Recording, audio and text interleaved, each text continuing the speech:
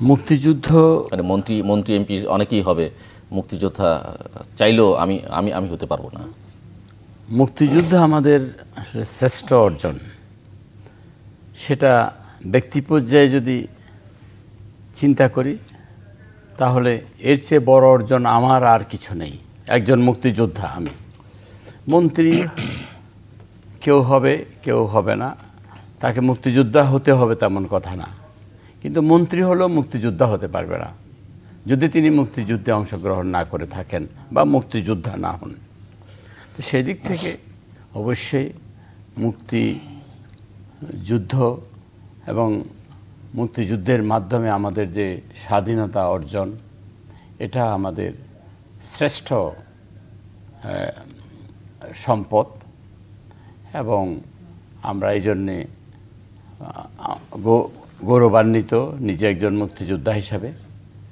এখানে প্রসঙ্গত বলতে চাই সেটা হচ্ছে এই মুক্তিযুদ্ধের যখন শুরু হলো এর কিছুদিন আগে এহিয়ার মার্শাল ল সরকার আমাকে যে ষড়যন্ত্রকারী, পূর্ব পাকিস্তানকে বিচ্ছিন্ন করার পরিকল্পনাকারী হিসাবে 7 বছরের কারাদণ্ড দিয়েছিল, 10 ভেদ স্থায়ী অস্থায়ী সম্পত্তি বাজেয়াপ্ত করেছিল।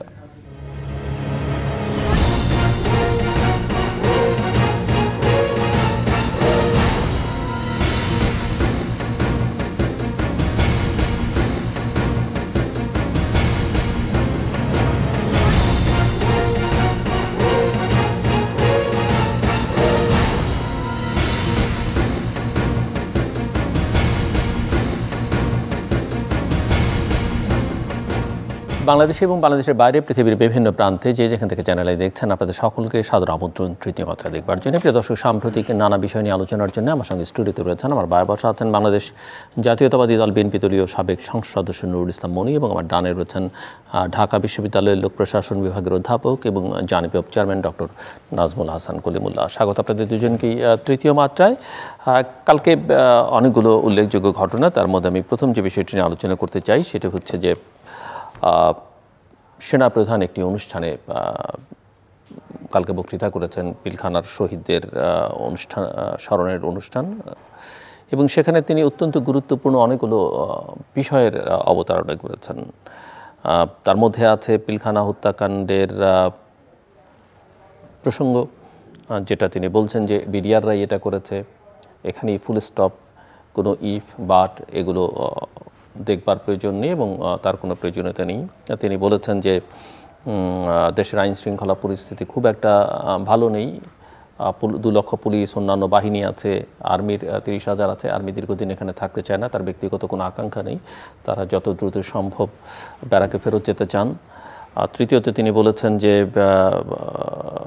সবার উদ্দেশ্যে বলেছেন যে বিবাদ হানাহানি এগুলো বন্ধ করতে হবে এবং দেশটাকে একটা বিপদের মুখে ঠেলে না দেবার জন্য তিনি আহ্বান জানিয়েছেন, এবং তিনি বলছেন যে এভাবে চলতে থাকলে দেশের স্বাধীনতা এবং সার্বভৌমত্ব হুমকির মুখে পড়বে।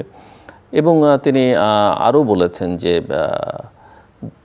25শে ডিসেম্বরের মধ্যে নির্বাচন, যেটা তিনি আগে একবার বলেছেন, 18 মাসের হিসাব দিয়েছিলেন, সেই অনুযায়ী তিনি অবাধ, সুষ্ঠু এবং অন্তর্ভুক্তিমূলক নির্বাচন, একাধিকবার এটা উচ্চারণ করেছেন, free, fair and inclusive election বাংলাদেশের জন্য দরকার, এবং তিনি নিজে ছুটিতে যেতে চান সেটাও বলেছেন মোটামুটি এইসব কাজ শেষ করে। সো আমি একটু আপনাদের এবং আরেকটা অত্যন্ত গুরুত্বপূর্ণ কথা বলেছেন যে যারা অপরাধ করেছে তাদের প্রত্যেকের বিচার হবে, তদন্ত হবে, আইনের আওতায় আনা হবে। কিন্তু এসব কথা বলে যেসব প্রতিষ্ঠান, পুলিশ উচ্চারণ করেছেন, পুলিশ, বিডিআর, আনসার, র্যাব, তারা অনেক খারাপ কাজ করেছে, কিন্তু তারা অনেক ভালো কাজও করেছে। সো ব্যক্তিগতভাবে যারা অপরাধ করেছেন তাদের কথা বলতে গিয়ে যেন প্রতিষ্ঠানগুলোকে কখনো আন্ডারমাইন না করা হয়, এ কথা বলেছেন। সো মোটা দাগে এই ছিল তার বক্তব্যের মূল বিষয়। আমি যদি কোনো কিছু মিস না করে থাকি, আমি একটু শুনতে চাই যে মিস্টার নুরুল ইসলাম মনি ওনার এই বক্তব্যগুলো কি বার্তা দিচ্ছে, কে কতটা গ্রহণ করবে বলে আপনি মনে করেন? প্রথমেই আপনাকে ধন্যবাদ জানাতে চাই, সেই সাথে দর্শক শ্রোতাকেও ধন্যবাদ জানাতে চাই। আর একটি সংশোধনীয় দরকার, সেটা হলো আমি বিএনপির কেন্দ্রীয় ভাইস চেয়ারম্যান। এই বিষয়টা সংশোধনী না, কারণ আমি আপনাকে অন্য পরিচয় দিইনি, সংসদ সদস্য পরিচয় দিয়েছি, সংযুক্ত করা দরকার। এটা বলতে চাই, গতবারেও তারা আমরা স্ক্রলে আপনারা লিখেছেন এই বিষয়টা। কারণ এটা দলের, আমি যখন কথা বলবো তখন দলেরও কিছু কথা থাকে এর মধ্যে। তো আমি প্রথমেই ধন্যবাদ জানাই আমাদের সেনাপ্রধানকে এবং সেনাবাহিনীর সেই সব কর্মকর্তাবৃন্দকে যারা 5ই আগস্টে জাতিকে একটা বিরাট ধ্বংস অথবা একেবারেই একটা মানে একটা খুনোখুনির হাত থেকে রক্ষা করেছেন। সেজন্য আমি তাদেরকে প্রথমত ধন্যবাদ জানাই এবং বিশেষভাবে ধন্যবাদ জানাবো আমি ওয়াকারুজ্জামান সাহেবকে। বাংলাদেশ স্বাধীনতার পর দুজন, আমি নুরুদ্দিন সাহেবের কথা উল্লেখ করতে চাই সেই সাথে, যে নুরুদ্দিন সাহেবও একবার অনুষ্ঠানে কালকে জেনারেল নুরুদ্দিনও ছিলেন। তো ওনার কথা স্মরণ করতে চাই, কারণ ওই অনুষ্ঠান উনি তখন এরশাদ সাহেবকে না বলেছিলেন। আবার এইবারেও আর্মি কাজ করতে পারে না এবং শেখ হাসিনা প্রকারান্তরে অনেকবার ভৎসনাও করেছেন আর্মিকে যে পুলিশ পারে তোমরা কেন পারো না, এরকম একটা বিষয় ছিল। পুলিশ অনেক মানুষ মারে, তোমরা কেন মারতে পারছো না। এরকম একটা কার্যক্রম হাত থেকে উনি দুবার, আপনারা দেখেছেন, খেয়াল আছে, আপনারা উনি 2টা মিটিং করেছিলেন এবং উনি র্যাঙ্ক অ্যান্ড ফাইলে আলাপ আলোচনা করে উনি তখন তৎকালীন ফ্যাসিস্ট গভর্নমেন্টকে জানিয়েছিলেন যে আমাদের পক্ষে বোধহয় সম্ভব হবে না, আমরা এইরকম কার্যক্রম করবো না, পুলিশকেও নির্দেশ করেছিলেন। তা আমি বলবো যে উনি যে কথা বলেছেন কালকে, তার মধ্যে অনেকগুলা বার্তা আছে। একটা বার্তা তো বিশেষভাবে আছে, যেমন ধরেন নির্বাচনের কথা। কারণ দেশ এখন যেভাবে চলছে, এটা হলো প্রফেসর ইউনূস সাহেব, উনি একটা টাওয়ারিং পার্সোনালিটিস এবং দেশে বিদেশে যথেষ্ট সম্মানিত মানুষ, আমরাও তাকে খুব সম্মান করি। কিন্তু কথা হলো গভর্নমেন্ট চালাবার ক্ষেত্রে ওনার সাথে যেসব লোকেরা আছেন তারা, আমি আরেকবার বোধহয় আপনার 3য় মাত্রায় বা অন্য কোথাও বলেছি হয়তোবা, যে স্কিল দরকার, যে যোগ্যতা দরকার, আমি মনে করি না যে সেরকম সকল মানুষ, সকল উপদেষ্টা সেরকম যোগ্যতা সম্পন্ন, এটা আমি মনে করি না। দ্বিতীয়ত হলো একটা স্টেক থাকতে হয়। যেমন আমি 5 বছর বা 10 বছর পরে নির্বাচনে যাব, আমি তখন জনতার কাছে জবাবদিহি করব এবং আমি বলবো যে আমার এই দোষ ত্রুটি হয়েছে অথবা আমি এই কাজ করেছি, আপনাকে আমার ভোট। প্রফেসর ইউনূস সাহেবের সাথে যেসব লোকেরা আছেন উপদেষ্টা মণ্ডলী তো কোনো স্টেক নাই কারো কাছে ভোট চাইতে চাবেন এরকম কোনো বিষয় নেই। ওনারা যদি কাজ হলে ফাইন, না হলেও ফাইন। উনি যদি ঘুমিয়ে থাকেন তাও ফাইন, সজাগ থাকলেও ফাইন। ব্যাপারটা এরকমেরই অনেকটা। তা সেক্ষেত্রে প্রফেসর ইউনূস সাহেবের চেষ্টা ত্রুটি আছে আমি মনে করি না। তারও যথেষ্ট পরিমাণ চেষ্টা ছিল বা আগের থেকেই শুরু করেছিলেন, কিন্তু উনি প্রায়োরিটাইজ করতে পারেন নাই প্রথমত। আর তাহলে করতে পারেন না যে আপনার অ্যাকচুয়ালি, ধরুন উনি নিজে একটা সাক্ষাৎকারে বলেছেন যে আমার যাবার কথা ছিল জেলে, এসে বসছি এখানে। উনি নিজেই বলেছেন সে কথাটা। অ্যাকচুয়ালি একটা গভর্নমেন্টে যাবে যারা, তারা একটা প্ল্যান করে, প্রোগ্রাম করে যে আমি এই কাজ করব, গভর্নমেন্টে 100 দিন এই কাজ করব, তারপর আমার 6 মাস আমি এই কাজ করব, সেরকম plan programme actually professor Yunus সাহেবের সাথে ছিল না। দ্বিতীয়ত উনি নিজেও বলেছেন যে আমাকে অনেকটা জোর করে এখানে বসানো হয়েছে, আমি ওরকম অতটা ইন্টারেস্টেডও ছিলাম না। ফলে যেসব কাজ অ্যাকচুয়ালি করা দরকার ছিল সেগুলা এই গভর্নমেন্ট অন্তর্বর্তীকালীন সরকার করতে পারে নাই। 2টা প্রবলেম আছে, আর 2টা বিষয় আছে সেটা বলবো। আর 2টা প্রবলেম আছে, সেটা হলো যে কোনো সিদ্ধান্ত নিতে তারা ঢিলেমি করেছে, সিদ্ধান্ত টাইমলি নিতে পারেন নাই। দ্বিতীয়ত হলো সিদ্ধান্ত বাস্তবায়ন ক্ষেত্রেও তারা ইন টাইম করতে পারেন নাই। আর মূলত গণমানুষের যে প্রবলেমটা, সেটা হলো যে ধরেন এই দেশে মানুষ বাজারে যায়, গিয়ে সবসময় আশা করে যে জিনিসপত্রের দাম কমে যাবে। আপনার মনে থাকার কারণ আছে বা মনে থাকতেও পারে নিশ্চয়ই, আবার যদি আমি ভুল না করি, যে খন্দকার মোশতাক গভর্নমেন্টে আসার পরে উনি 82 দিন বা 83 দিন গভর্নমেন্টে ছিলেন, এর মধ্যে জিনিসপত্রের দাম অ্যাব্রাপ্টলি কমে গেছিলো, একবার অলমোস্ট হাফ হয়ে গেছিলো। তো মানুষের অনেকটা এরকম প্রত্যাশা আছে যে শেখ হাসিনার গভর্নমেন্ট এত লুটপাট করেছে, এত টাকা বিদেশে পাচার করেছে, খুব সঙ্গত কারণে আমি বাজারে গেলে জিনিসপত্র এখন সস্তায় পাবো। সস্তা তো হয়ই নেই, বরং জিনিসপত্রের দাম বেড়েছে।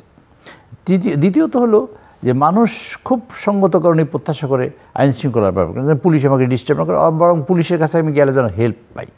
কিন্তু সেই কার্যক্রমটা অ্যাকচুয়ালি অ্যাডমিনিস্ট্রেশনের কাছ থেকে বা এই যে আপনার ল অ্যান্ড অর্ডারের যেটা, সেই কাঙ্ক্ষিত মাত্রায় পৌঁছতে পারে না, বরং কিছুটা আমরা পিছিয়ে গেছি। যেন একটা পুলিশ তো ইনঅ্যাক্টিভ থেকেছে দীর্ঘদিন ধরে, কিছু পুলিশ পলাতক থেকেছে। যারা পলাতক থেকেছে, আমি বলি যে তারা তো, যারা পলাতক থেকেছে বা জয়েন করে না কারে, তাদের তো গ্রেপ্তার করাই উচিত একান্ত। আমি মনে করি, আমার ফিলিংস এরকম, যে তারা অপরাধ না করলে তাহলে তারা সরকারি চাকরি জয়েন করবে না কেন, এগুলো একটা দিক।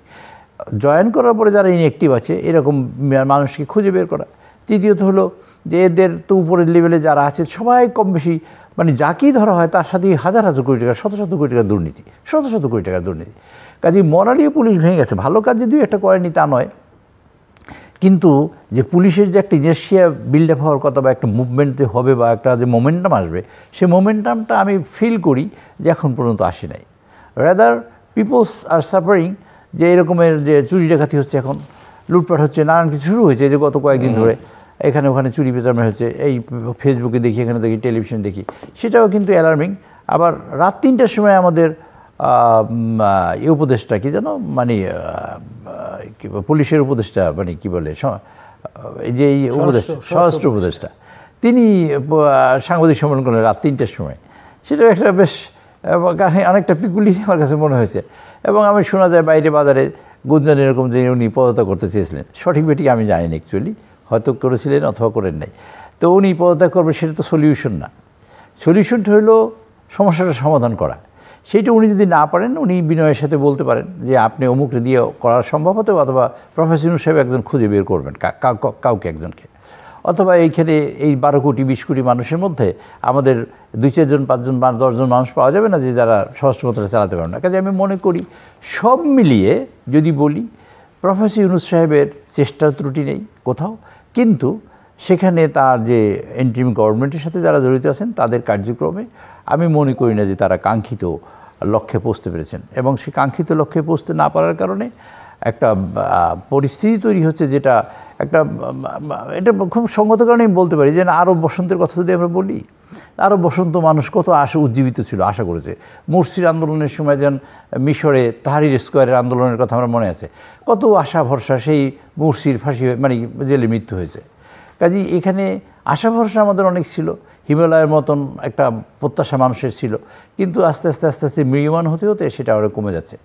আমি বলবো এই ক্ষেত্রে যে সেনাপ্রধান গতকালকে যে বক্তৃতা দিয়েছেন, সেটা কিছুটা আমি মনে করি আমি কিছুটা আশাবাদী হয়েছি এই কারণে যে নির্বাচন খুব জরুরি দরকার। এখন মনে করছি যে আমি নিজেও মনে করতাম যে নির্বাচনটা আরেকটু পিছিয়ে গেলে সংস্কার করুক, কিন্তু এখন মনে করি সংস্কার যা হয়েছে, কদ্দূর হয়েছে, কী হয়েছে জানি না। আর সংস্কার প্রশ্নে 2টা কথা আছে, সেটা আমি সংস্কার করলাম, আপনি নির্বাচিত গভর্নমেন্ট মানলেন না। যেমন আমরা কেয়ারটেকার করেছি বিএনপি, শেখ হাসিনা এসে মানে নাই, তো আমরা কী করতে পেরেছি? কিছুই করতে পারি। তা আপনি একটা মানে এইরকম একটা কী সংস্কার করে আমি জানি না, সংস্কার কোনো এজেন্ডা বা ফাইনালি আছে কি না। কেউ একজন বলছে আমরা 4টা প্রদেশ চাই, জেনে বলেছেন কিনা, বুঝে বলেছেন কিনা আমি জানি না। এই দেশকে ভাগ করে টুকরো টুকরো করার জন্য ইন্ডিয়া বা আমার পার্শ্ববর্তী দেশের কোনো প্রোগ্রাম আবার নয়। প্রায় দেখি এই খুলনার সব একটা দেশ হবে, আবার দেখি দিনাজপুর সব একটা দেশ হচ্ছে, আবার দেখি এই চিটিগাং ফেনী আর একটা দেশ হচ্ছে। এরকম ভাগযোগ যেখানে হচ্ছে সেখানে আপনারা প্রদেশ করতেছেন। হাওবার সেটা তারা তাদের নিজের জ্ঞান বুদ্ধি দিয়ে করেছে, আমি তার স্বপ্ন দেখছেন, আমি এটার চরম বিরোধিতা করি। এবং এই দেশের জিওগ্রাফিক কন্ডিশনটা বা অবস্থানটা কোথায় সেটা তাদের পড়ার জন্য আমি অনুরোধ করছি। আর সেই সাথে আমি বলবো এটা আশাবাদী করেছে কিছু, একটু কথা শেষ করতে চাই এইভাবে যে সেনাপ্রধান যে কথাটা বলেছেন তাকে তো ধন্যবাদ দিয়েছি, সেই সাথে আশা করতে চাই যে এই কার্যক্রম সেনাপ্রধান যেটা বলেছেন যে আগামী অল্প সময়ের মধ্যে একটা নির্বাচন হবে, নির্বাচনের দিকে যাওয়া দরকার। এবং নির্বাচনের কার্যক্রম উনি আরও একটা কথা বলেছেন, আমাদের তরফ থেকে সকল প্রকার সহযোগিতা থাকবে। এবং এখন যে মিনিস্ট্রি পাওয়ার নিয়ে যে বাইরে আছেন সেটাও তার জন্য এখন অসুবিধা, দীর্ঘ সময় থাকতে পারবে না। এই অনেকগুলো পজিটিভ কথা বলেছেন, সাধারণত সেনাপ্রধানরা এরকম কথা বলেন না। সেজন্য আমি আরেকবার ওনাকে ধন্যবাদ দিই। Thank you. আসবো আবার আপনার কাছে প্রফেসর কলিমুল্লাহ। দেখুন, আমাদের মাননীয় সেনাপ্রধান জেনারেল ওয়াকারুজ্জামানের এই বক্তব্যটি যে বার্তা প্রদান করছে সেটা একটা সীমারেখা টেনে দিচ্ছে। সবচেয়ে গুরুত্বপূর্ণ বার্তা যেটি আমার কাছে মনে হয়েছে সেটি হচ্ছে এই বিডিআর কার্নেজ সংশ্লিষ্ট। তিনি বলে ফেলেছেন যে বিডিআরের সদস্যগণই এই হত্যাকাণ্ড ঘটিয়েছে আমাদের দেশপ্রেমিক সেনা অফিসারদের, এবং বিদেশি কোনো ইনভলভমেন্ট যেটা বলা হতো যে বা সাসপেক্ট করা হতো যে ভারতের ইনভলভমেন্ট আছে, সেটাতে তিনি জ্যোতি টেনে দিলেন, পিরিয়ড। সেটাকে জ্যোতি টেনে দিলেন, পিরিয়ড। এটা নিয়ে কোনো রকম স্পেকুলেশন, কোনো রকম কথা উনি বলেছেন কোনো রাজনৈতিক শক্তি বা বিদেশি বৈদেশিক শক্তি ওইভাবে নাম মেনশন করেন। এটা ইনফরমালি আমাদের এখানটা প্রচলিত কমিশন ডিসাইড করবে, কমিশন ডিসাইড করবে সেটাও বলেছেন। সিদ্ধান্ত নেবে কমিশন, কিন্তু উনি কোনো জায়গায় দাঁড়িয়ে দেন না। মানে সেটা হচ্ছে যে এখানে কন্ট্রোভার্সি তৈরি করা যাবে না, পরিষ্কার। আর আরেকটি বিষয় সেটি হচ্ছে যে আপনারা নিজেদের মধ্যে হানাহানি মারামারি যদি অব্যাহত রাখেন তাহলে জাতির কপালে খারাপই আছে, এবং উদারত আহ্বান জানিয়েছেন সবাই যাতে they should come to their senses. হানাহানি মারামারি নিজেদের মধ্যে না করে বরং ঐক্যের যে কালচারটা সেটা গড়বার একটা তাগিদ তিনি প্রদান করেছেন। দীর্ঘদিন ধরে সেনাবাহিনী ম্যাজিস্ট্রেসি বা সশস্ত্র বাহিনী ম্যাজিস্ট্রেসি পাওয়ার বা ক্ষমতা নিয়ে মাঠে আছে। এটি আসলে তো তাদের কাজ নয়, তাদের কাজ দেশ রক্ষা করা। ইন এইড টু সিভিল পাওয়ার তারা হয়তো এই ভূমিকা পালন করছেন, কিন্তু আলটিমেটলি তাদের জায়গা ব্যারাকে। বন্যেরা যেমন বনে সুন্দর, শিশুরা মাতৃ করে, তেমনি সৈনিকেরা ব্যারাকে। এবং তিনি কিন্তু প্রথম দিকে এই সরকার ক্ষমতায় আসার পরে তিনি 18 মাসের একটা ফ্রেমওয়ার্কের কথা বলেছিলেন, এবং সেই হিসেবে ডিসেম্বর পর্যন্ত সেটি পরিব্যাপ্ত, সেটি আবারও তিনি স্মরণ করিয়ে দিয়েছেন। তো সেই জন্য অবশ্যই তাকে সাধুবাদ দিতে হবে এই জন্যে যে তার কথা কাজে মিল আছে। আর তিনি উচ্চাকাঙ্ক্ষী নন, ক্ষমতাবিলাসী নন, সেটাও তিনি বারংবার বিভিন্ন অকেশনে জানান দিয়েছেন। পেশাদারিত্বের সঙ্গে এবং তার নেতৃত্বে সশস্ত্র বাহিনী ডিপ্লয়েড আছে। তবে এখানে এক ধরনের হতাশার ইঙ্গিতও কিন্তু আমরা পাচ্ছি। খুব নির্মোহভাবে যদি ডাইসেক্ট করি তাহলে আমাদের নোবেল লরেট প্রফেসর ডক্টর ইউনুসকে তিনি শুধুমাত্র ডক্টর ইউনুস হিসেবে অভিহিত করেছেন।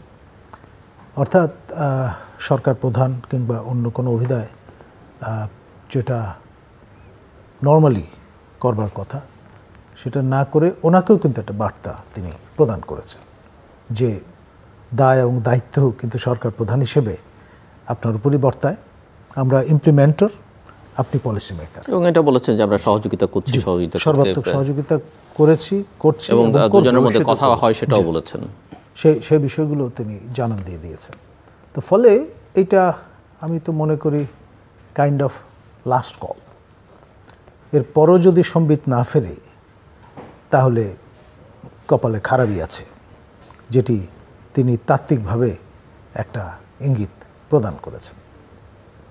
এখন আমাদের এই নয়া পৃথিবীতে, ট্রাম্পের দুনিয়ায় আপনার আগের অঙ্ক কিন্তু পাল্টে যাচ্ছে। আপনার সবাইকে অবাক করে জাতিসংঘের এই ইউক্রেন বিষয়ক যে রেজলিউশন, সেখানে রাশিয়ার পক্ষে মার্কিনিরা ভোট দিয়েছে। মানে এটা অভাবিতপূর্ব একটি ঘটনা। তো আমরা যেটা বরাবর বলে অভ্যস্ত, বা অনেকেই এটা ভাবেন যে মার্কিন প্রশাসনে পরিবর্তন আসলেও পলিসিতে পরিবর্তন আসে না, সেটা কিন্তু এটার ধোপে টিকবে না। এক, এবং এই নতুন বিশ্ব বাস্তবতায় আমাদের সরকার, আমাদের নির্বাচন, আমাদের গভর্নেন্স, সবগুলো বিষয় নিয়ে কিন্তু আমাদের রিথিঙ্ক করতে হবে।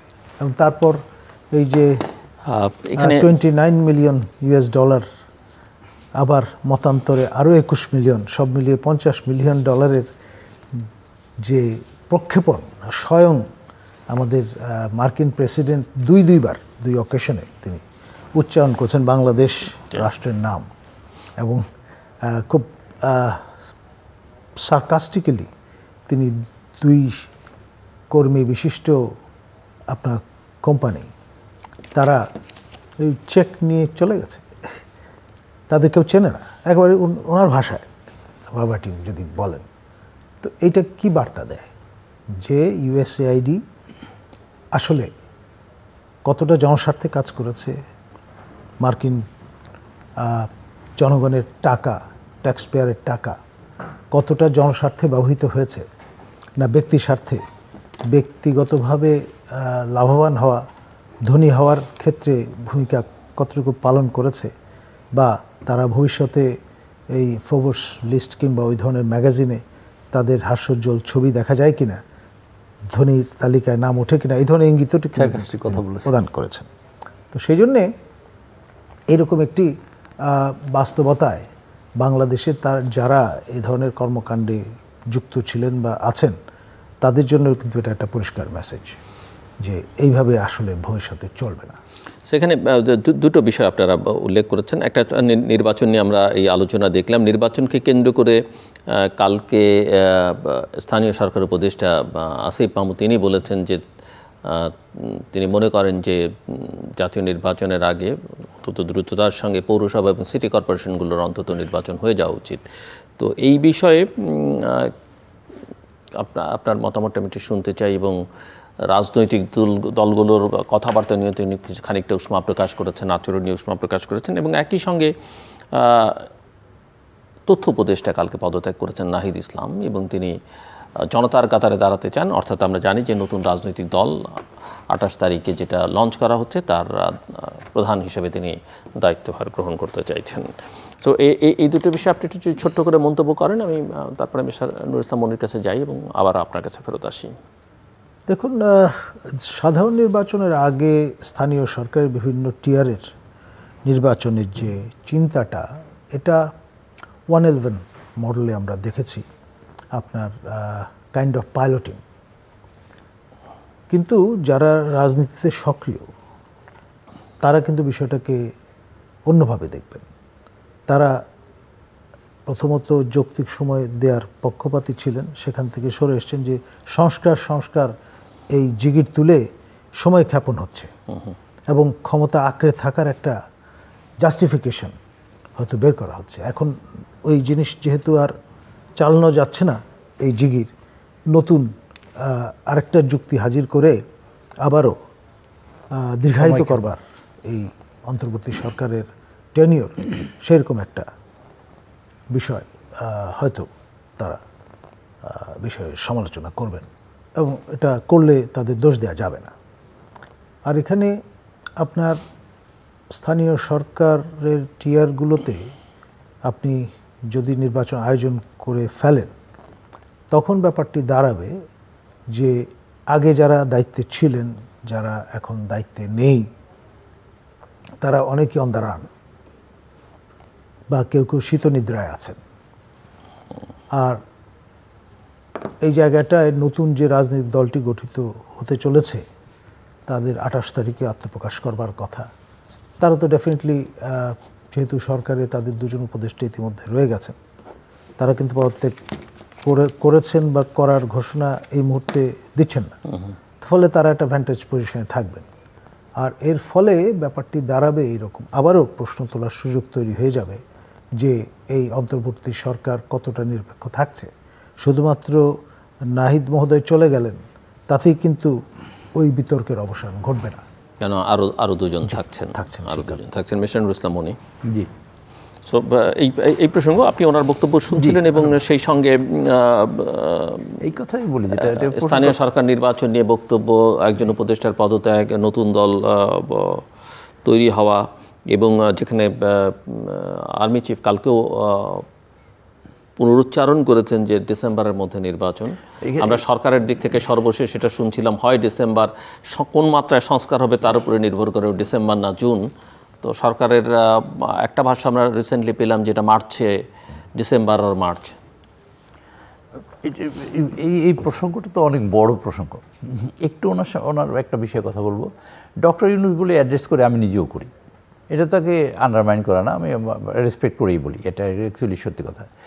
যদি আর্মি চিফ এটা বলে থাকেন বা বলছেন, তো অ্যাকচুয়ালি উনি বলেছেন আমার সার্বিক সহযোগিতা থাকবে, সরকার ছিল, আছে এবং থাকবে, কাজে এদিক দিয়ে কোনো অসুবিধা নেই। এখানে আমরা হতাশ হইনি। আমরা হতাশ হই যেখানে এখানে বলছেন ইউনিয়ন পরিষদ নির্বাচন একটা গভর্নমেন্ট নির্ধারণ করবে। ইউনিয়ন বলছেন না, এখন ইউনিয়ন থেকে উপজেলা থেকে সরে ওনারা সিটি কর্পোরেশন এবং পৌরসভায় এসেছেন। আচ্ছা, তো এই সিটি কর্পোরেশন, ইউনিয়ন পরিষদ, এগুলো হলো উনি যেটা বলেছেন একদম যথার্থই বলেছেন, এটা সময় ক্ষেপণ মাত্র, সময় ক্ষেপণের কৌশল। দেখবেন আরও কিছুদিন পরে হয়তো নতুন কৌশল বের হতে পারে সময় ক্ষেপণ করার জন্য। এটা হলো এই যে ছাত্র একটা রাজনৈতিক দল করবেন, সেই রাজনীতি করার তো অধিকার সকল মানুষেরই আছে। ছাত্ররা করবেন মানে কি? ছাত্ররা তাই মূলত উদ্যোগ, বৈষম্য বিরোধী ছাত্র আন্দোলন তারাই তো উদ্যোগ নিয়েছে মূলত। তো একটা রাজনৈতিক দল করবেন, এটা আগে প্রথম থেকে শুনে এসেছি, এখন বাস্তবে সেটা হয়তো হতে যাচ্ছে। এখন তাদের একটা ব্রিদিং টাইম দরকার, অর্থাৎ এটা আজকে দল গঠন করে আগামীকালকে সকালে নির্বাচন করতে পারবে না, সুতরাং তাদের একটা সময় তৈরি করে দেওয়ার জন্যই হয়তো এই প্রোগ্রামটা হতে পারে। আমি মনে করি না যে সাধারণ নির্বাচন, যে নির্বাচন নিয়ে আমরা আন্দোলন করেছি, যে নির্বাচন দিয়ে সরকার পরিবর্তন হবে, যে নির্বাচন দিয়ে দেশের পলিসির পরিবর্তন হবে, সেই ধরুন একটা কথা, একটা উদাহরণ দেব, আমরা একটা পলিসি, ধরেন কোনো একটা গভর্নমেন্ট নির্বাচিত হলো, কোনো একটা গভর্নমেন্ট XYZ যার গভর্নমেন্ট হোক, সে মনে করলে আমরা পৌরসভার আদলে এইটা রাখবো না, আমরা চেঞ্জ করবো, তখন কী হবে? তখন কী হবে? কাজেই নীতি নির্ধারণের, দেশ চালাবার, বৈদেশিক নীতি নিয়ন্ত্রণের যারা কর্মক্ষমতা রাখবে, দেশ চালাবার যে দায়িত্ব পালন করবে, তারা হলো এই যে হলো একটা জাতীয় নির্বাচন। আপনি এই জাতীয় নির্বাচন করতে করতেই তো গণ্ডগোলটা। জাতীয় নির্বাচন এই হয় নাই তিনটা, সেই কারণে হাসিনার বিরুদ্ধে আন্দোলন। হাসিনা ফ্যাসিস্ট হয়েছে জাতীয় নির্বাচন দেয়নি বলে। ইউনিয়ন পরিষদের নির্বাচন তো হাসিনা করেছে, পৌরসভা নির্বাচন করেছে, সিটি কর্পোরেশন নির্বাচন করেছে, তাদেরকে কেউ তার ফ্যাসিস্ট বলে নেই। ফ্যাসিস্ট বলেছে জাতীয় নির্বাচন না করার কারণে। কাজে এই ফ্যাসিস্ট অবস্থা থেকে উত্তরের রাস্তা যেটা আমরা করেছি, যে একটা নিরপেক্ষ নির্দলীয় সরকারের কাছে নেতৃত্বে একটা নির্বাচন হবে, সেইটি আগে হতে হবে। এবং তার বাইরে কোনো ধরনের কোনো নির্বাচন আপাতত, বিশেষ করে বিএনপি মানে না, ব্যক্তিগতভাবে আমিও মানি না, আর দেশের জনগণও মানে না, জনগণ বিশ্বাস করতে চাইবে না। এটা একটা অবিশ্বাস্য কার্যক্রম হাতে নিয়েছে যদি কেউ নেয়। এগুলো এক। দুই নম্বর হলো যেখানে মূলত অ্যাড্রেস, আজকে আমি একটু টেলিভিশনে দেখছিলাম, সাধারণত দেখা হয় না, নাহিদ সাহেব যিনি পদত্যাগ করেছেন আজকে, তিনি বলেন যে আমি অল্প কিছুদিন সময় পেয়েছি, সো ওই নির্বাচনের সময় যেসব কুশীলবরা ছিলেন, যেসব ডিস্ট্রিক্ট ছিলেন, আমি তাদের ওএসডি করেছি। আচ্ছা, এটা তো কোনো অ্যাডভোকেজম না যে আপনি পাইলেন আর কাজটা করলেন। এটা তো একটা কিউমুলেটিভ একটা এক্সারসাইজ থাকতে হবে, একটা গভর্নমেন্টের একটা মানে একটা কী বলে এটাকে, একটা মানে একটা সার্বিক মিলিয়ে একটা কার্যক্রম থাকতে হবে।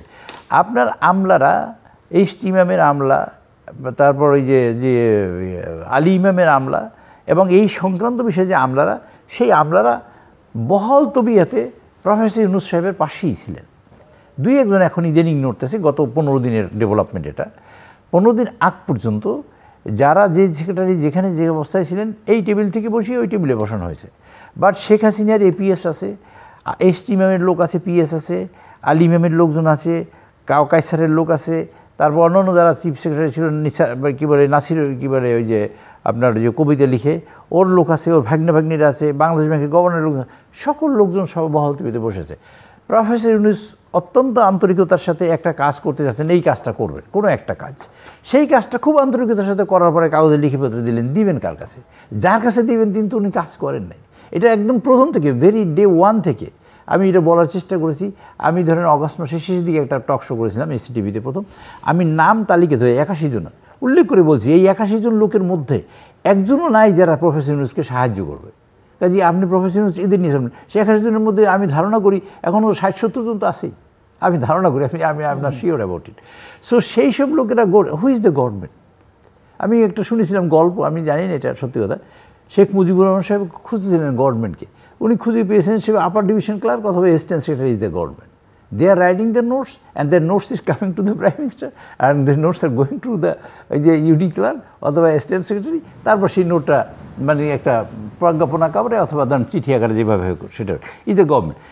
দি আমলা ইজ দ্য গভর্নমেন্ট অ্যাকচুয়ালি। সেই আমলারা যে যেখানে বসেছিল সে সেখানেই বসে আছে। তাহলে আপনি একটা গভর্নমেন্টের কীভাবে আশা করেন যে এই গভর্নমেন্টটা ভালো চলবে?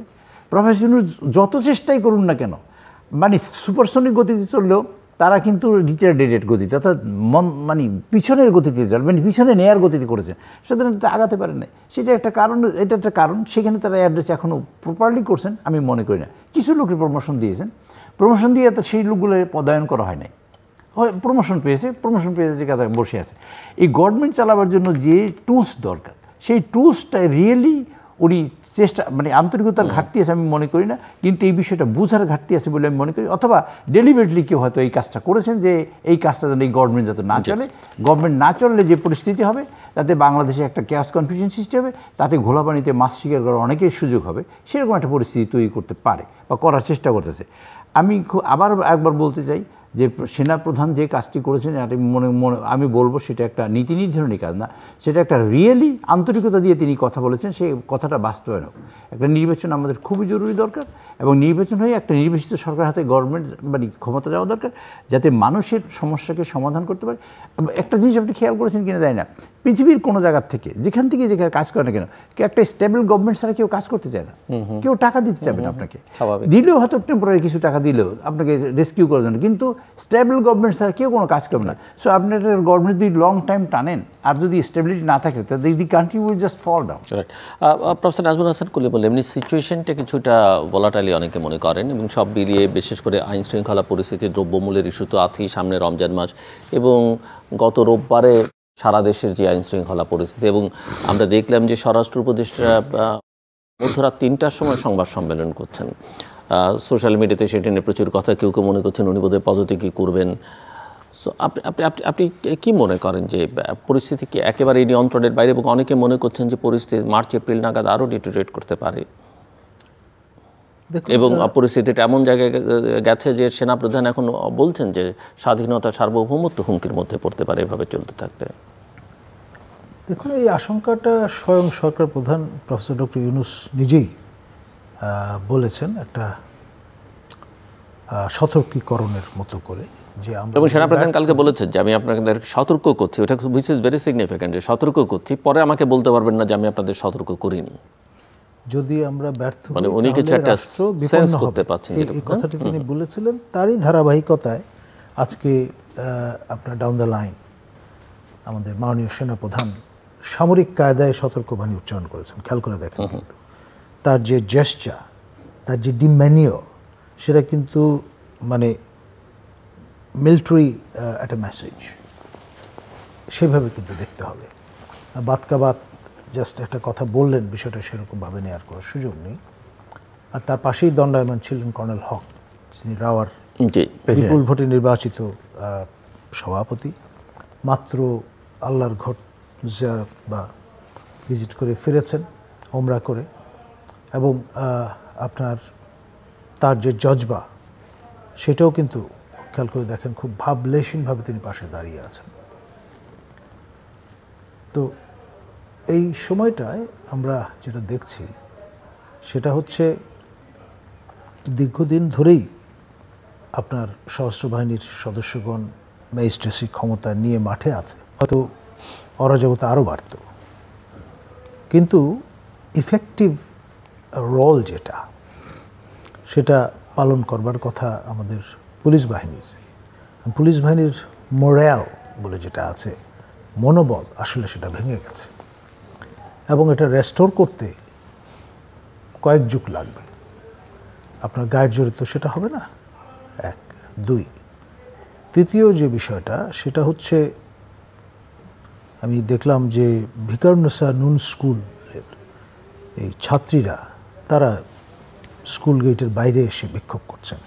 ধর্ষণের যে কালচারটা ইনস্টিটিউশনালাইজড হওয়ার জোগাড় হয়েছে, তার প্রতিবাদে কোনো নারী এই অভিব্যক্তি ব্যক্ত করেছেন যে আমার বোধহয় নারী হিসেবে জন্ম, সেই দাউদ হায়দারের মতো জন্মই আমার আজন্ম পাপ হয়েছে। আবার আনপ্রেসিডেন্টেডভাবে প্রথমবারের মতো ইন্টার ডিস্ট্রিক্ট এই যে বাস যেটি চলছে, তার মধ্যে একই সঙ্গে ডাকাতির কাজও চলছে, আবার ধর্ষণের কাজও চলছে। আবার এমন একটা পরিস্থিতির জন্ম দিয়েছে, তা আপনার 2 থানার 2 ওসি বাকপাসিংয়ে লিপ্ত হয়েছেন, মানে কার এখতিয়ারে পরে, মানে সেই জন্যে মামলা নিতে 3 দিন দেরি হয়েছে। ফাঁকে আপনার সাসপেক্ট যে ড্রাইভার, কন্ডাক্টর, তারা আবার জামিনও নিয়ে ফেলেছেন। তো এই যে অবস্থাটা, এটা আসলে কেস স্টাডি হিসেবে যদি আমরা অ্যানালাইজ করি, ভয়ঙ্কর রকমের মিসগভার্নেন্সের একটা উদাহরণ। এখন আমাদের প্রত্যাশা ছিল তো আকাশচুম্বী, শেখ হাসিনার শাসনের অবসান এবং প্রফেসর ইউনূসের শাসনের শুরু।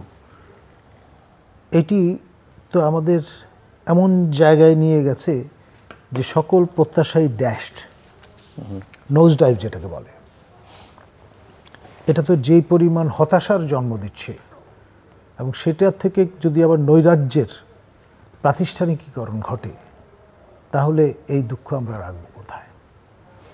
মিস্টার নুরুল ইসলাম। যথার্থ উনি বলেছেন। সেটা হলো যে আইন শৃঙ্খলার ব্যাপারে আমি কয়েকদিন আগে একজন ঊর্ধ্বতন কর্মকর্তা না, মানে গভর্নমেন্টের সাথে জড়িত আছেন, অ্যাডভাইজারি রোলে আছেন, এবং একজনের সাথে কথা বলেছি যে ধরুন অনেক পুলিশ পালিয়ে গেছে, অনেক পুলিশ জয়েন করে না, এবং অনেক পুলিশ নিষ্ক্রিয়। এরকম ক্ষেত্রে আপনারা যেমন পুলিশের মূল রোলটা প্লে করেন যে ভদ্রলোক, তিনি হলেন ইনকোয়ারি অফিসার। আপনার বিরুদ্ধে একটা ইনকোয়ারি রিপোর্ট দিল, তা আপনি সেই রিপোর্টটা নিয়ে কোর্টে যাবেন এবং সেই রিপোর্টের ভিত্তিতে ফয়সালা হবে কোর্টে। তা আপনারা কেন 50,000 ইনকোয়ারি অফিসারকে অ্যাপয়েন্ট করলেন না? ইট ওয়াজ মাই কোশ্চেন টু হিম। তো উনি বললেন যে হ্যাঁ করি নাই কেন, সেটা একটা বিরাট কোশ্চেন টু হিম অলসো, যে এটা কেন করি নাই। মেবি যে তারা এই ধারণাটা তাদের মধ্যে ছিলও না হয়তোবা। আমার কথা বলার পর থেকে হয়তো তিনি ধারণা করেছেন যে এরকম একটা। আমি বললাম যে ধরেন একটা ইনকোয়ারি অফিসারকে আপনি 3 মাসের ট্রেনিং দিতেন, বা ইভেন থানায় রেখে পুরনো লোক দিয়ে ট্রেনিং দেওয়াতেন, দিয়ে অন্তত অ্যাটলিস্ট কাজ শুরু করতে পারতেন। বাস্তবতাটা হলো যে আইন শৃঙ্খলা পরিস্থিতি সত্যি সত্যিই ডিটোরিয়েট করেছে, এবং আর্মি মাঠে না থাকলে পরিস্থিতি আরও খারাপ হতো। এখন পরিস্থিতি খারাপ হতে হতে কোথায় যেতে পারে? একটা কথা হলো আমাদের হতাশা, হিমালয় পর্বত পতন আমাদের একটা আশা ছিল, সেটা তো আশাটা কমে যাচ্ছে মানুষের। এরপর যদি নৈরাজ্য সৃষ্টি হয়, তো নৈরাজ্য সৃষ্টি হলে আমাদের এই ছোট্ট একটা দেশে আমাদের একটা কথা আমাদের সবসময় মনে রাখতে হবে, আমরা বন্ধু ভারত বলি আর শত্রু ভারত বলি, যাই বলি না কেন, আমাদের বন্ধু ভারতই বলি। আমরা বাংলাদেশের মাঝখানে ছোট্ট একটা দেশ, এই পাশে আমাদের দ্বিগুণ একটা দেশ তার এই পাশে অবস্থান করে, আর বড় দেশটা তো এই পাশে অবস্থান করে। তাদের কমিউনিকেশনের জায়গা হলো মাত্র 16 কিলোমিটার, যেটাকে আমরা শিলিগুড়ি করিডোর বলি। কাজেই এরকম একটা জায়গায় আমাদের ধরেন সকল বর্ডারে, পোর্টগুলোর বর্ডারে সেগুলো রাডার বসিয়েছে, আমাদের পোর্টগুলো নাই। আমাদের সভরেন্টি বলতে যা যেখান থেকে যা দরকার তার সবটুকুই যা নেওয়ার সম্ভব নিয়েছে। শেখ হাসিনা পার্লামেন্টে দাঁড়িয়ে বলেছেন যে আমি ভারতকে যা দিয়েছি সেটা ভারত সারা জীবন মনে রাখবে। এই কথা যিনি বলেন একটা দেশের ব্যাপারে, এখন তো দেখেন একটা পত্রপত্রিকা যদি খোলেন আপনি দেখবেন, আমি আপনাকে দৃষ্টি আকর্ষণ করছি এরকম যে পত্রপত্রিকা খুললে এক এক দিনের যে পরিমাণ লুটপাট, এবং সেটা বিদেশে পাচার করা টাকা। দেবপ্রিয় বাবু অথবা এই যে ওনার আমাদের চিফ অ্যাডভাইজার যিনি এই যে প্রেস সচিব আছেন, তিনি তো বলেছেন প্রতি বছর $16 বিলিয়ন যদি নেয়, তাহলে 17 বছরে ইন্টু 16, তাতে $242 বিলিয়ন তারা পাচার করেছে। এটার পাচারের অ্যামাউন্ট। তো যদি 242 বিলিয়ন, আমাদের দেশের রিজার্ভই হলো $20 বিলিয়ন, সেখানে আপনি এই পরিমাণ টাকা পাচার করলে একটা দেশ আছে নাকি? আর যেখানে হাত দেবেন সেখানেই দেখবেন একটা বিরাট রকমের চুরি, এবং একটা চুরিতে এত দক্ষ এবং এত পাকাপোক্তভাবে চুরি করেছে, একটা দেশের মানুষ মূল্য কি বাঁচত এ নিয়ে কোনো মাথা ব্যথা কোথাও কোনো সময় এই সরকারের ছিল? এটা এই আজকালকার রিপোর্ট যে কোনো পত্রিকা পড়লে আপনার বিশ্বাস করতে চাইবে না মনে। পৃথিবীতে এত বড় লুণ্ঠনকারী আমার জানা মতে, আমার এই ক্ষুদ্র বয়সে আমি জানি না কেউ, আগে হয়তো হালাকু খান বা চিঙ্গিস খানটা ছিল কিনা আমি জানি না, তো এত বড় লুণ্ঠনকারী ছিল না। আর সেই লুণ্ঠন করেছে কোথায়? মানুষের তো লুণ্ঠন করে তুমি দেশে নিয়ে আসো, ঠিক আছে, তা না, নিজের সম্পদ লুণ্ঠন করে আর এক দেশে নিয়ে গেছে। ফলে হয়েছে কি, এই দেশের যে পরিস্থিতি যতটুকু সামাল দিতে পেরেছে ধরেন অর্থ মন্ত্রণালয় সব মিলিয়ে, কিন্তু আইন শৃঙ্খলা পরিস্থিতি প্লাস বাজার পরিস্থিতি যদি নিয়ন্ত্রণে না থাকে, মানুষের আশা হতে বেশি সময় লাগবে না। এবং আমাদের সেনাপ্রধান হিসেবে সাধারণত এরকম বক্তৃতা দেন না, সেনাপ্রধানরা বক্তৃতা দেন না। সেনাপ্রধানরা যা কথা বলেন কাগজে কলমে কথা বলেন, গভর্নমেন্টের সাথে কথা বলেন প্রকাশ্যে না। কিন্তু উনি যে প্রকাশ্যে কথা বলেছেন, আমি বলবো এটা বদন্যতা। It is a kind of message to all the people of Bangladesh. At the same time the interim government, এই মেসেজটা যে this is the time, it's a call. এই কলটাই আপনারা রেসপন্স করেন, নতুবা it can beyond the control, it can go even. এইরকম একটা পরিস্থিতি হতে পারে, যাতে না হয় তার জন্য উনি যে একটা এই প্যাট্রিয়টিক যে জিলটা উনি শো করেছেন, আমি মনে করি তার জন্য উনি সাধুবোধ অবশ্যই পেতে পারেন। আমাদের তরফ থেকে, আমি ব্যক্তিগতভাবে দিই, জাতির তরফ থেকেও উনি পেতে পারেন। অ্যাট দ্য সেম টাইম উনি বলছেন যে আমার সহযোগিতার সকল কার্যক্রম থাকবে, ভবিষ্যতে একটা ইনক্লুসিভ নির্বাচন হোক, সেই নির্বাচনটা ফ্রি ফেয়ার পার্টিসিপেট হোক, সেটা উনি চান। এবং দুর্নীতিগ্রস্ত ব্যক্তি যারা দোষী ব্যক্তি যারা, তাদের বিচার হোক, সেটাও তিনি চাইছেন। বিডিআর কারণের সম্পর্কেও কথা বলেছেন, এবং বিডিআর কারণের সম্পর্কে একটা ভুল বোঝাবুঝি না হয় কোনোভাবে, উনি বলেছেন কমিশন আছে, commission will take the decision. Commission যেটা বলে সেটা আপনারা দেখবেন, ইট উইল আনার ultimately it will go to the judgement, judiciary, এবং judiciary will take the final decision. তো আমি মনে করি he has given a lot of information at the same time lot of messages to the people and to the country. এটার ভিত্তিতে আমরা যদি আগাই তাহলে আমি অনুরোধ করতে চাই এই আপনার মাধ্যমেই এই ইন্টিম গভর্নমেন্টের কাছে, আপনার সামনে রমজান মাস আছে এবং ইলেকট্রিসিটি ক্রাইসিস হওয়ার সম্ভাবনা খুবই বেশি। কারণ আমি জানি না, আমি না জেনেও কথা বলতে পারি, কিন্তু বাস্তবতা হলো গরম যখন পড়বে, এখনই লোডশেডিং হচ্ছে 1 ঘন্টা 2 ঘন্টা করে, তখন আপনারা কীভাবে সামাল দেবেন? সেই সামালটা যদি না দিতে পারেন, আপনার এই মাসের শেষের দিকে গিয়ে দেখবেন যে আপনার এই দেশে মানুষই বলা শুরু করবে বোধহয় হাসিনের চেয়ে ভালো ছিল, বলা শুরু করতে পারে। কাজেই আপনারা সেই পরিস্থিতি না হয় সেরকম আপনারা করেন, জিনিসপত্রের দাম কমে আসে সেরকম একটা জায়গায়। এখন ধরেন এই যে এখন ফাল্গুন মাস যাচ্ছে বা চৈত্র মাসে পড়বে, এরকম সময় সবজির দাম কম থাকে সব কিছু, আপনারা এইটার বেনিফিট নিয়েছেন। কিন্তু রমজান মাস শুরু হলে তারপর আস্তে আস্তে যখন সবজি থাকবে না, তখন যে পরিস্থিতি হবে সেইটা নিয়ে কেন না। তেল বাজারে পাওয়া যায় না, তেলের ব্যবসা করে 3-4 জন মানুষে, আপনারা কেন তেলওয়ালাদের ডাকেন না? আপনারা ধরেন না কেন? তেল বাজারে নেই, হঠাৎ করে তেল উদয় হয়ে গেল কোথায়? ঢাকার আমরা তো তেল এক্সপোর্ট করি না কোথাও, আমাদের জাহাজ ভরে তেল কেউ নিয়ে যায় না। এই তেল বাংলাদেশই আছে কোনো একটা জায়গায়, তারপরে তেল মাঠে আসে না কেন? আপনারা তো ধরেন। আমি এই জন্য বলি যে অ্যাডভাইজারে যারা আছে তাদের স্কিল নিয়ে, তাদের যোগ্যতা নিয়ে আমার প্রশ্ন আছে। আমি মনে করি সেই যোগ্যতার প্রশ্ন করার চেয়েও বড় কথা হলো যে প্রফেসর ইউনূস সাহেবের মতো একজন মানুষ এখানে থাকার পরেও মানুষ হতাশ হবে, সেটা কিন্তু আমরাই মেনে নিই, কোনো মানুষ মানতে পারে না। কাজে আমি প্রফেসর ইউনূস সাহেবের কাছে অনুরোধ করতে চাই যে আপনি আপনার যারা টিম আছে সেই টিমের সাথে আপনি বসে আপনার প্রায়োরিটাইজ করেন আপনাদের প্রবলেম কী কী। সেই প্রায়োরিটিজের মধ্যে 1 নম্বরে রাখেন আপনার গণতন্ত্র রেস্টোরেশন এবং তার জন্য একটা ডেমোক্রেটিক কার্যক্রম করা এবং নির্বাচন করা। 2 নম্বরে রাখেন আপনার জিনিসপত্রের দাম। 3 নম্বরে রাখেন আপনার আইন শৃঙ্খলা। 4 নম্বরে গভর্নমেন্টের থাউজেন্ডস অফ প্রবলেম আছে, এগ্রিমেন্টস আছে, কার্যক্রম আছে, আপনি সেগুলো আনেন। আমি জাস্ট একটা প্রসঙ্গটা আপনি খানিকটা উল্লেখ করেছিলেন, এই যে ধরেন ডিসি এসপি বা প্রশাসনের একটা ব্যাপক বিদায় করে দেওয়ার যে সিদ্ধান্ত বা এটা কতদূর গিয়ে শেষ পর্যন্ত জানবে, এটাও এক ধরনের প্রশাসনে অস্থিরতা তৈরি করে কি না, এবং আসলে আপনি সব বিদায় করে আপনি কি দিয়ে চালাবেন সেটাও একটা প্রশ্ন। এই জায়গাটা কীভাবে এই জায়গাটা বিদায় করে অস্থিরতা তৈরি হয় না, হবে না। কেন হবে না? এইটা আবার বিদায় করা উচিত ছিল ধরেন অগস্ট মাসেই, এইটা সেপ্টেম্বর মাসে বিদায় করলে ঠিক ছিল। এইটা দেরি হওয়ার কারণে একটু রুটেড হয়েছে, তারা অস্থিরতা তৈরি করার জন্য তারা একটা ব্রিদিং টাইম পেয়েছে। একটা বিপ্লব বলেন বা যেভাবে বলেন বা গণ অভ্যুত্থান বলেন, একটা গণ অভ্যুত্থানের বেনিফিশিয়ারি যারা, they should not be with their next government. যারা অভ্যুত্থান করবে তারা তো উচিতই না, এমনি normally they should be away from the government. আমরা সেটা করতে পারি না। আমি তো বললাম না, মানে অনেক বড় ফেইলিওর কিন্তু এইসব জায়গায় অ্যাড্রেস করতে না পারার কারণে প্রফেসর ইউনূসের কাছে আমরা বলি না যে আমরা উনি ব্যর্থ হতে পারেন বা ওনার সরকার ব্যর্থ হতে পারে বা মানুষ আশাহত হচ্ছে। এটি আশাহতটার মূল কারণ তো এই ব্যক্তিরই, ওই কয়েকটা ব্যক্তি মাত্র। এই 10 লক্ষ মানুষ, 10 লক্ষ মানুষের মধ্যে যে হাতে গুণে বের করেন তা আপনি ধরেন 500 মানুষ বের করতে পারেন বা 1000 মানুষ। 1000 মানুষের কাছে কিন্তু গভর্নমেন্ট জিম্মি, 1000 মানুষের হাতের কারণেই কিন্তু এই দেশটা ব্যর্থ হচ্ছে। কাজেই 1000 মানুষকে চিহ্নিত করা, বের করে দেওয়া, শাস্তি দেওয়া তা না, এটা কিন্তু গভর্নমেন্টের কাজ আমি মনে করি। Professor Nazmul Hasan Kalimullah, closing remarks. আমি যেটি বলবো যে একদম 4-5 মিনিট, 3-4 মিনিট খাদের কিনারায় এসে দাঁড়ানোর মতো একটা অবস্থা তৈরি হয়েছে। এখন আমাদের মাননীয় সরকার প্রধান প্রফেসর ডক্টর ইউনূস কিন্তু ফোরটেল করেছিলেন। তিনি বলেছিলেন যে রাষ্ট্র বিপন্ন হওয়ার সম্ভাবনা আছে যদি ব্যর্থ হই। তো ব্যর্থ হওয়ার যত সাইন সিমটম মোটামুটি আপনি বলতে পারেন যে ম্যানিফেস্টেড, এটার আড়ালে আবডালে নেই এবং এটা নিয়ে আলোচনা হচ্ছে।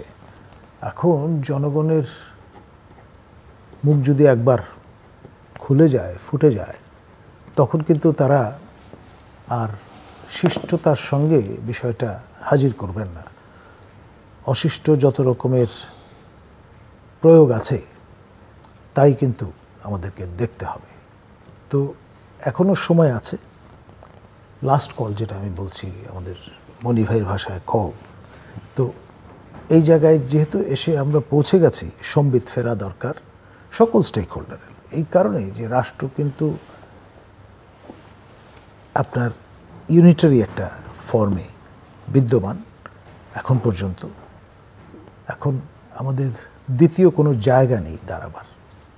যে কোনো মূল্যে তা রক্ষা করতে হবে, ডিফেন্ড করতে হবে, আপহোল্ড করতে হবে। ধন্যবাদ। এই দেশটাকে নিয়ে এক্সপেরিমেন্ট করার সুযোগ আর নেই। এক লাইন বলতে চাই, সেই কারণে আমি বলি যে আমরা যে আন্দোলন করেছি 17 বছর ধরে গণতন্ত্রের জন্য, গণতন্ত্র ফেরত দেওয়া হোক, নির্বাচনের ব্যবস্থা করা হোক, নির্বাচন কমিশনকে স্ট্রেনথেন করা হোক, ওইটুকু সংস্কার করা হোক যে সংস্কারের মধ্যে সাথে নির্বাচন জড়িত, কেবল ততটুকু করে নির্বাচনের ব্যবস্থা করা হোক। আর এই দেশের গণমানুষের ইমিডিয়েটলি যে প্রবলেম সেটা হলো দ্রব্যমূল্যের দাম কমাবার ব্যাপারে কার্যকরী ব্যবস্থা গ্রহণ করা হোক।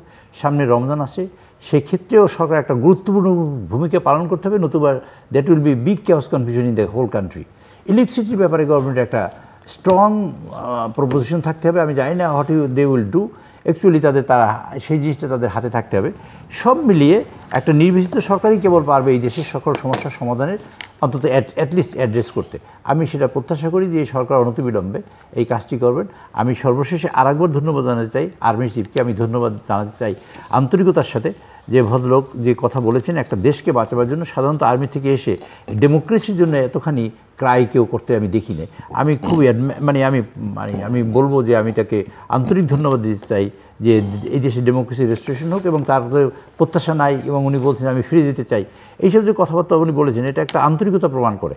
কাজেই আমি মনে করি আর্মিদের সেই গুড জেস্টার বা গুড মেন্টালিটি কাজে লাগিয়ে সরকার একটা অনতিবিলম্বে একটা ভালো নির্বাচনের ব্যবস্থা করবে, এবং যে নির্বাচিত যে হোক না কেন তার হাতে ক্ষমতা ছেড়ে দিয়ে তারা দেশ চালাবার মতন পরিস্থিতি তৈরি করবে। এই যে উনি একটা শব্দ বলেছেন, এটা আপনি বলেছেন বোধহয়, গুড গভর্নেন্সের এটা ইয়ের মধ্যে পড়ে না। গুড গভর্নেন্স মানুষ খুব প্রত্যাশা করে, গুড গভর্নেন্স না হলে একটা দেশ থাকবে না। কাজে আমরা দেশ থাকবে না সেরকম কাজ আমরা করবো না, সে প্রত্যাশা করছি যে গভর্নমেন্ট এই অনতিবিলম্বে এগুলো অ্যাড্রেস করবে। দর্শক, অনুষ্ঠানের শেষ প্রান্তে আমরা সামাজিক যোগাযোগ মাধ্যম ফেসবুক, এক্স এবং ইউটিউবে রীতিমাত্রা লাইভ স্ট্রিম হচ্ছে, আপনারা দেখতে পারেন। টেলিভিশন পর্দায় দেখতে না পারলে যে কোনো সময় যে কোনো স্থান থেকে ইউটিউবে রীতিমাত্রা চ্যানেলটি সাবস্ক্রাইব করে পুরনো পর্বগুলো আপনারা দেখতে পারেন। প্রফেসর ডক্টর নাজমুল হাসান কলিমুল্লাহ এবং মিস্টার ইসলামনি অসংখ্য ধন্যবাদ এই আলোচনায় অংশ নেওয়ার জন্য। মোটামুটি দিনটা ঘটনাবহুলই ছিল, বেশ কিছু ঘটনা ঘটেছে এবং সেনাপ্রধানের বক্তব্য। আমার অতিথিরা যেটা আলোচনার মধ্যে আনলেন যে গভর্নেন্সের একটা বড় বা চরম দুর্বলতা লক্ষণীয় এবং খাদের কিনারে দাঁড়িয়ে আছে বাংলাদেশ। আমার একজন অতিথি বলছিলেন, অন্য আরেক অতিথি বলছিলেন যে পরীক্ষা নিরীক্ষার সুযোগ নেই। আমরা অনেক রকমের পরীক্ষা নিরীক্ষার কথা শুনছি, দেখছি, তার কোনো সুযোগ আছে বলে মনে হয় না। এবং সরকার প্রধানের বক্তব্যকে ওনারা উদ্ধৃত করেছেন যে রাষ্ট্র বিপন্ন হতে পারে। সেনাপ্রধান গতকালকে আরেকবার বলেছেন যে অবস্থায় চলতে থাকলে স্বাধীনতা সার্বভৌমত্ব হুমকির মুখে পড়বে। সব মিলিয়ে পরিস্থিতিটা একটু নিয়ন্ত্রণের বাইরে এবং এটাকে অত্যন্ত দ্রুততার সঙ্গে নিয়ন্ত্রণে আনতে হবে। নিয়ন্ত্রণে আনতে হলে যেটা করতে হবে, মূল ফোকাস নির্বাচনটা দিতে হবে। হ্যাঁ, অনেক রকমের সংস্কার আমাদের দরকার। সেনাপ্রধানও গতকাল বলেছেন যে সংস্কার করতে হবে, সেটা যে নির্বাচনের আগেই সব করতে হবে, সংস্কার প্রতিদিনই করতে হবে, সারা জীবন ধরে করতে হবে। কাজেই নির্বাচনটা একটু দেরিতে হলে সবাই মেনে নিতেন যদি সরকার পারফর্ম করতে পারতো, ডেলিভার করতে পারতো। সেখানে তারা চরম দুর্বলতা দেখিয়েছেন। কাজে এই অবস্থায় তারা যদি শুধুমাত্র ফোকাস করেন একটা অবাধ, সুষ্ঠু, সেনাপ্রধানের ভাষায় অবাধ, সুষ্ঠু এবং অন্তর্ভুক্তিমূলক নির্বাচন, আমরা আরও একবার পুনরুচ্চারণ যদি করি অন্যভাবে, free, fair, credible, international standard, inclusive election আসলে আমাদের দরকার এবং সেটার দিকে সরকার ফোকাস করুক, আমরা সবাই মিলে চাই। এবং একই সঙ্গে এই সময়টাতে তারা যেন দেশে আইনশৃঙ্খলা পরিস্থিতির উন্নতি এবং দ্রব্যমূল্য যেন জনগণের সহনীয়তার মধ্যে থাকে, তারা যেন জনগণ যেন তার ক্রয় ক্ষমতার মধ্যে থাকে, সেরকম জায়গায় নিয়ে যাওয়ার চেষ্টা। এর বাইরে অন্যদিকে নজর দিয়ে আসলে এই সরকার কিছু করতে পারবে সেটা এখন কেউ মনে করে না। যদি তারা সব কিছু আমূল উল্টে দিতে পারেন এক রাতে বা একদিনে বা কয়েকদিনে, তাহলে হয়তো পরিস্থিতি নিশ্চয়ই সবাই অবলোকন করবেন এবং তাদের মতামত তখন দেবেন। কিন্তু আজকের দিন পর্যন্ত দাঁড়িয়ে এটা মোটামুটিভাবে বলা যেতে পারে যা ওনারা চাইছেন, এর বাইরে অন্য কোনো বিকল্প নেই। আমাদের সঙ্গে থাকবার জন্য অসংখ্য ধন্যবাদ। আপনাদের সবার জন্য শুভকামনা।